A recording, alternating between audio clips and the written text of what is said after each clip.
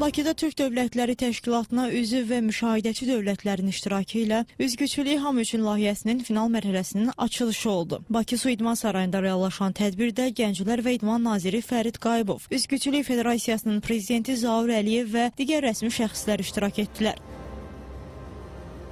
Mərasim idmançıların paradı ilə başladı. Daha sonra dövlət himni səsləndirildi. Ardınca şəhidlərin xatirəsi bir dəqiqəlik sükutla yad edildi. Tədbirdə çıxış edən Fərid Qayıbov yarışa qatılan idmançılara uğurlar arzuladı. O, turnirin üzgüçülük idman növünün təbliğində vacib rol oynadığını qeyd etdi. Daha sonra Federasiyanın prezidenti Zaur Əliyev də bu yarışın ölkə üçün əhəmiyyətini vurğuladı. Açılış mərasimindən sonra arena idmançıların ixtiyarına verildi.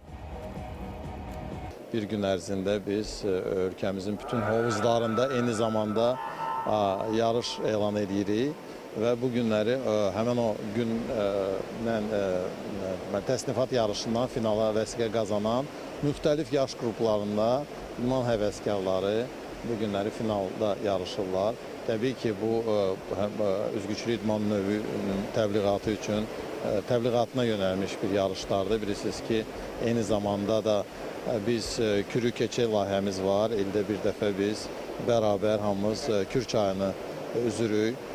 Bundan əlavə bu idman növü üçün digər kütləvi idman kütləvinə yönəlmiş məktəblərdə üzgüçülük tədbirimiz var.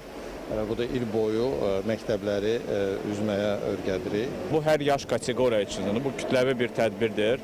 2025-dən başlayaraq 500-dən çox bu tədbirdə iştirakçılar olubdur və qatılıblar və bugün finala 70-ə yaxın bir vətəndaşlarımız Türkiyədən həm Azərbaycandan artıq final mərhələsindədirlər və bugün öz güclərini sınayacaqlar.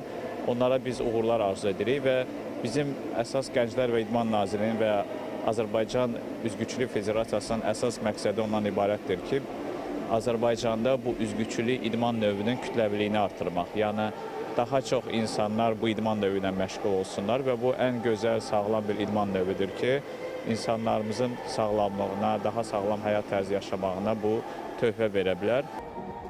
Qeyd edək ki, Üzgüçülük Hamı üçün layihəsinin final mərhələsinə iyunun 5-də yekun vurulacaq. Gülarə Sadıxova, Eldəniz Əhmədov, Real.